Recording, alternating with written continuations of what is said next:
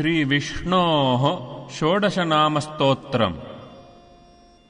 औषधे चिन्तयेद्विष्णुम् भोजने च जनार्दनम् शयने पद्मनाभं च विवाहे च प्रजापतिम्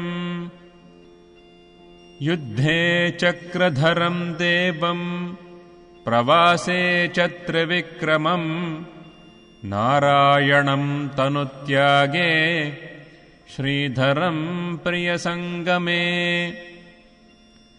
दुःस्वप्ने स्मर गोविन्दम् सङ्कटे मधुसूदनम् कानने नारसिंहं च पावके जलशायिनम्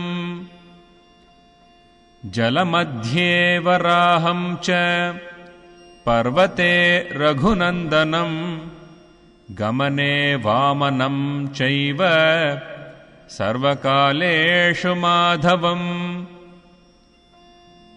षोडशैतानि नामानि प्रातरुत्थाय यः पठेत् सर्वपापविनिर्मुक्तो विष्णुलोके महीयते।